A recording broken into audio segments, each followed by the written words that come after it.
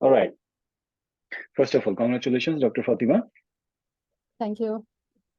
for your success. And here you are with your success story for sharing within us. Okay, about Dr. Fatima, I want to say something like she's from Bangladesh and very nice person by heart.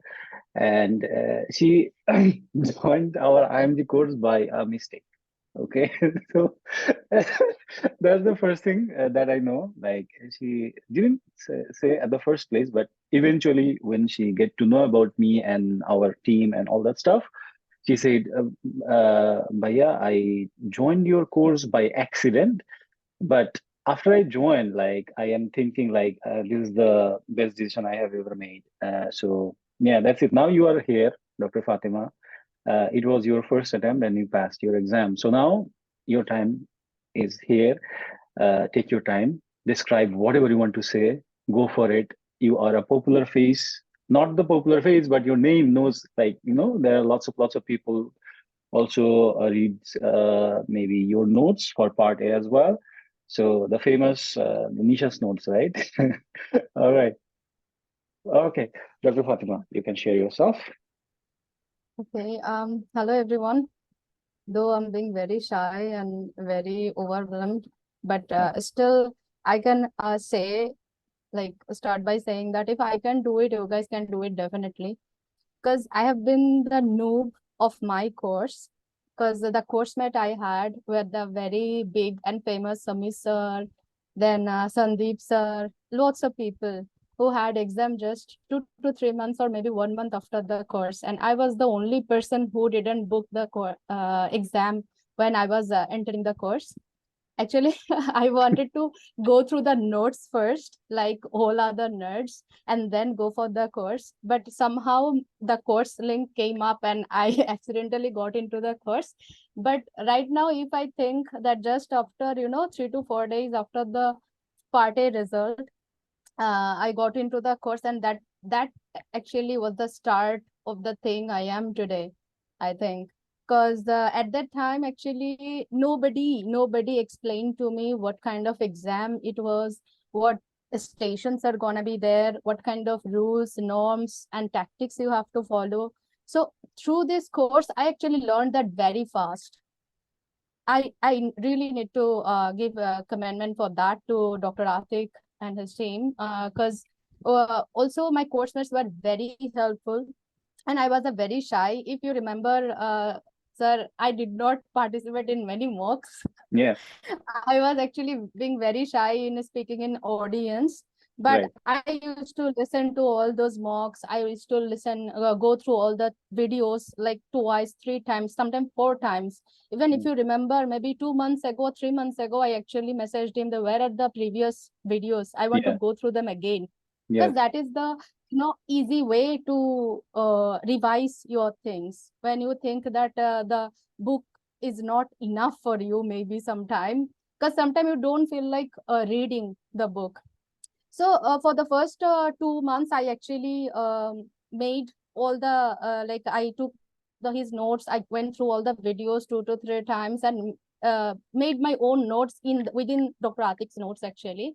So after that, I actually went on and started studying with the study partners. At first, I had two, then only one I followed, who was from different coaching though. But we used to interchange our informations. We used to interchange what we are learning, and that actually helped me. And your mock is participated by everyone, irrespective of any coaching, I think. So sometimes maybe I missed some mocks, but my study partner said, yeah, in your coaching this was said, you didn't know. So this was a thing that this mocks actually keeps us updated, whether you participate it or not. But I would really suggest that we should do the mocks. We should give the mocks so that mm, the fluency of your tongue comes naturally. Because in that exam, it's a very competitive exam. You will get only 9 minutes in your examination. So within that 9 minutes, you have to give your sticker of your candidate number. You have to greet the teacher. You have to sit down and you have to go through all the questions very calmly. So that mm, really takes time. You won't even know when the 10 minutes just passes so suddenly. and you have to run for another station. So mock is really important in that particular sense. So I wish I could like participated more mocks, because actually I was judging myself a lot even before I could prepare well. So that actually hindered me. But I really urge everyone to go for mocks and go for this coaching, so that you guys can know actually, like it's a very competitive one. Yet if you prepare well, it's not that hard. I mean, not everyone wants to be a top scorer. Many are like me, average. Okay, I'm a very average person, but that helped me participating in those mocks and going through the notes again and again. One thing I actually want to say before I forget about the exam, that exams are different, a bit different in that sense that you are studying the similar things. In every coaching you go, you are studying the similar things. But the X-ray or maybe the MRI that is coming, or angiogram that is coming in anatomy portion, if I talk about, they are more or less similar. Maybe you are having a cerebral angiogram only about the, circle of Willis. In my station, my first station was anatomy, and I saw that with that circle of Willis, I got an angiogram of the facial artery as well. So you can't really like panic in that moment. You have to be very calm. You have to like identify which part of that is known to you. Because obviously, no matter whatever is given, the question will be asked from the notes. The things given on notes only, that will be only asked. And obviously, there will be one or two question new from every time. Like if I say one question was that the surface marking of carotid sinus, it was a new thing for me. No matter whatever I said, that common carotid artery, bifurcation of the common carotid artery, he didn't say. But that doesn't mean he didn't mark me 0. I saw he gave me at least 1 mark for that, because that was a 2-mark question, if I remember. So they will actually help you. The examiners, especially the UK examiners, are very fair and very liberal. And I felt like some examiners were like child. They were helping you in such a manner, and you will be amazed what's happening. Is that examiner or someone else? You know, so some examiners were not like happy, because obviously it was a second day and I was in the evening session. Some examiners were very tired, but still they maintained the level of standard of taking the exam. Then for uh, critical care questions were more or less same. They don't even like listen the whole management. But if you start the way we are taught here, then they will give you mark. They don't wait whether you are finishing it or not. Okay, some particular thing they want to know, I hope you guys already know by doing this coaching. Then for patho is more or less similar. No new questions. Maybe there can be new station, but all these years I have gone through all the topics from past 1 year, and there were no new topic. Only what I want to do, that this is an exam of improvisation.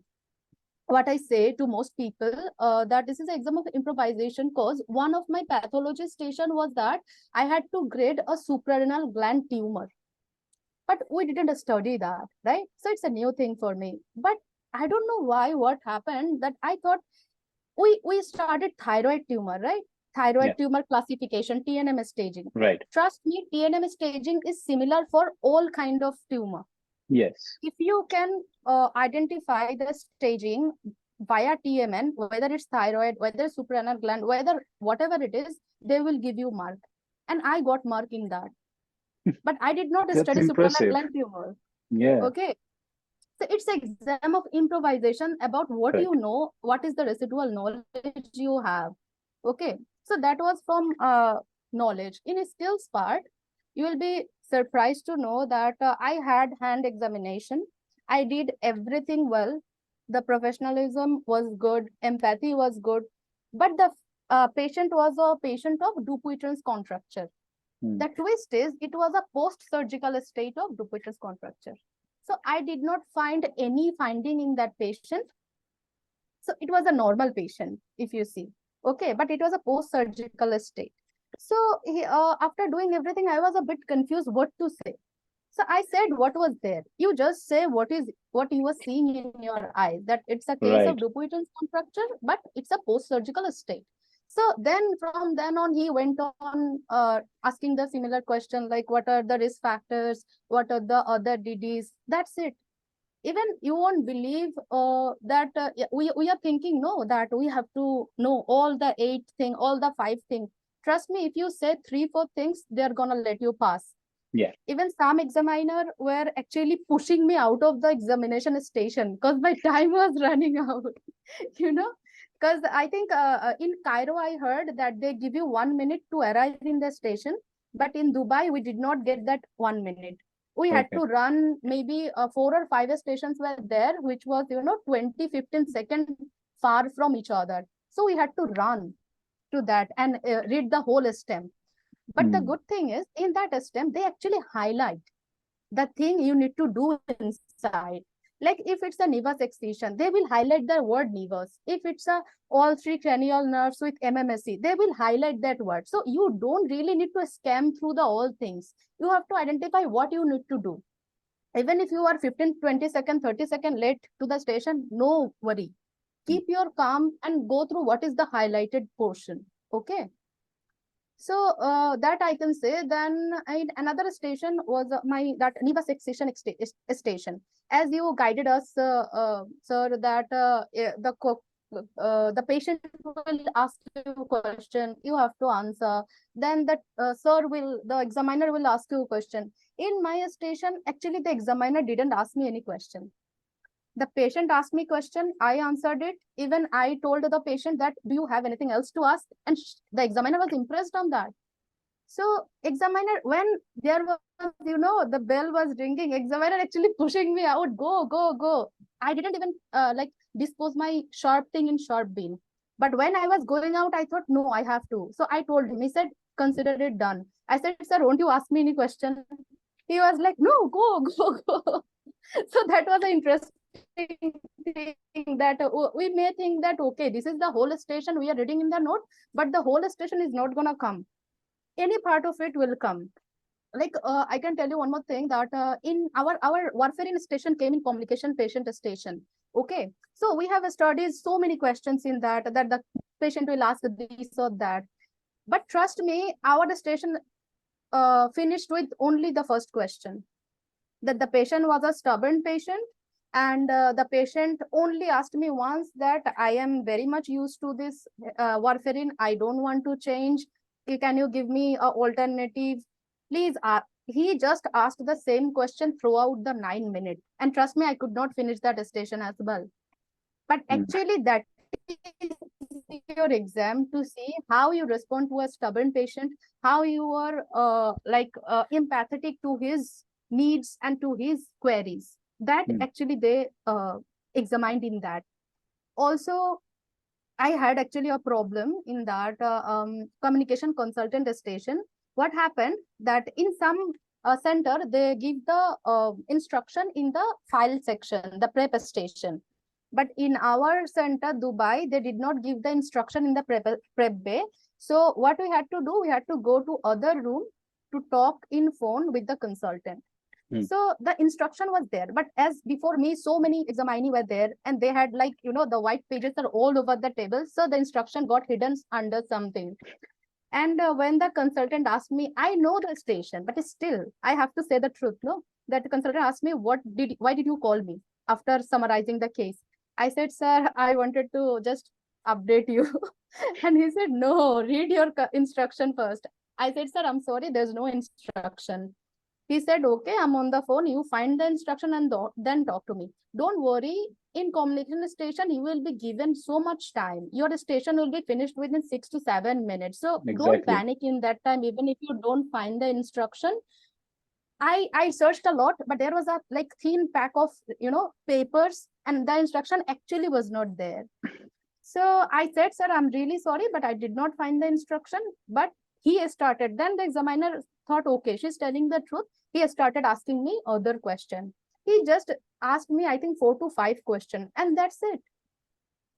I was there. I wasted my time in finding the instruction, but that station finished even before 9 minutes.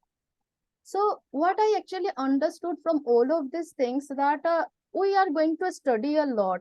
It's like, cooking, you have to prep Yeah. lots of things. But the thing Yes. is very small and very brief. You won't even know when the 3.5 hour will pass by, you know. So if you can keep your calm, even if you are average a student like me, you don't know lots of things, but you have revised.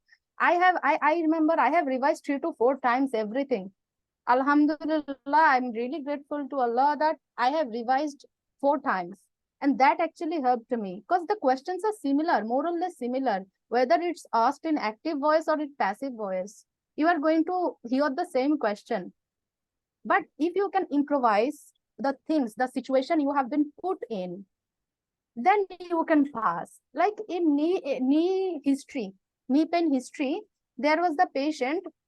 You have to identify when you are taking a history that if the patient is talking in line to your questions, because the uh, patient already knows all the question. He has been trained very well. But when you are seeing that patient is deviating from the normal question answer, then you can actually politely stop him there in history station. That okay, we will talk about it later. But at first, let's finish this, and I will talk to my consultant, and I will get back to you. So you have to follow those tactics. But in communication station patient, you really can't stop the patient. If the patient is talking all through the 9 minutes, let him. They are seeing if you can keep your temper, if you can keep your cool. Like the patient who was a chatterbox. The patients after the exam, they were actually meeting outside the hall, and that communication station patient, a stubborn patient, actually apologized to us that I'm really sorry. I was instructed to test you guys like this, but it wasn't our fault. So you are actually going to get a very good feedback from the patient if you are doing well. I got few feedbacks then and then just after the exam from my skill stations from the patient. They said, yeah, I know you are going to pass. Because they are the actual, examiner. If they are happy, examiner is happy. Okay. So whatever you find, whatever you do, you just have to improvise. You have to keep your cool. Also, one more thing I wanted to add that in we always knew that okay, in knowledge station, the examiner will guide you through. If you know the answer, but you can't blurt it out. But even in my skill station, I found that the UK examiners were actually helping us in skill station as well.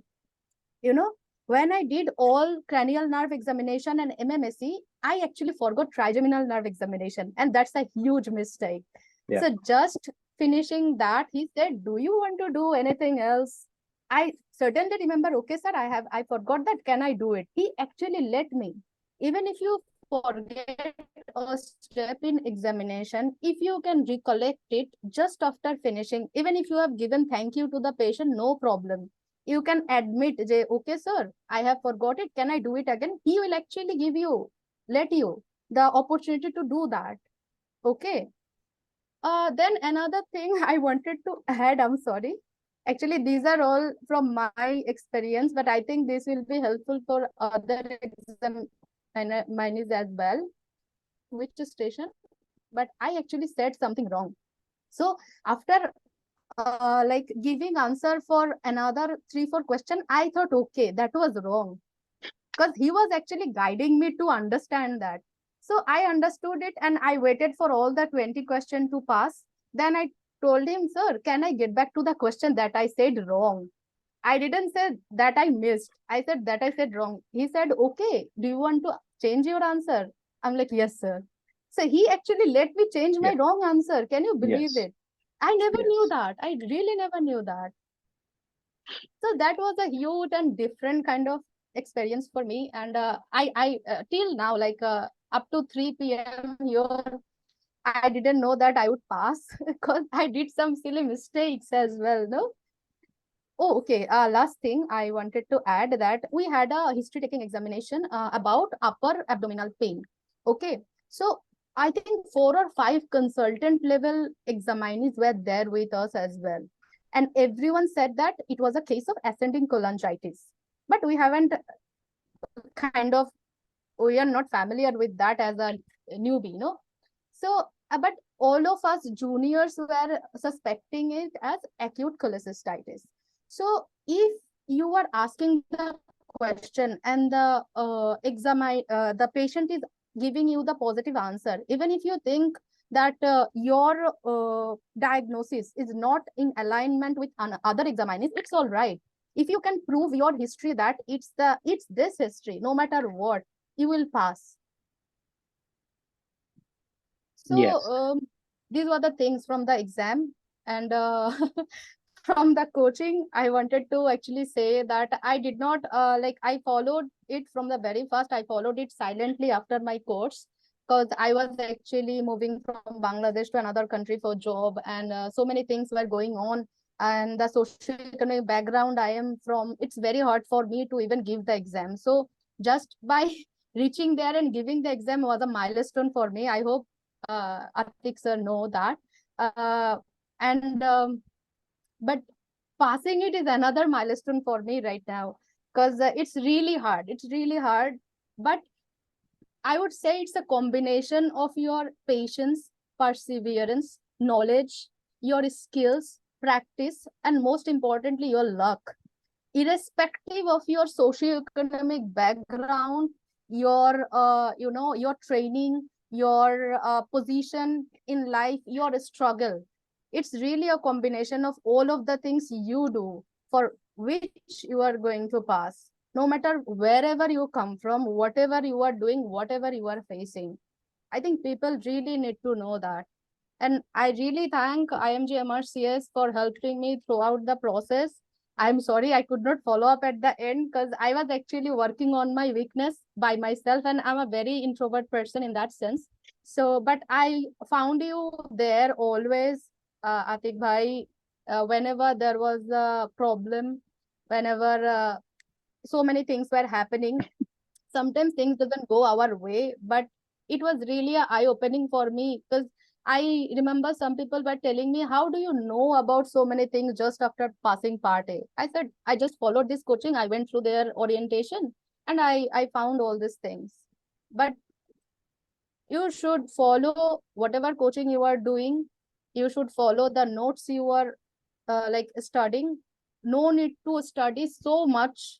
Obviously we studied a lot, but still no need to study so much. If you are in the if your exam is very near, just revise what you are studying. Repetitions. Try to, Repetitions is the yeah, key. yeah, and try to go through the mocks. That will actually help you subconsciously. You won't even know from where you are saying all those words, you will be amazed by giving the exam that you are capable of so many things you didn't even know.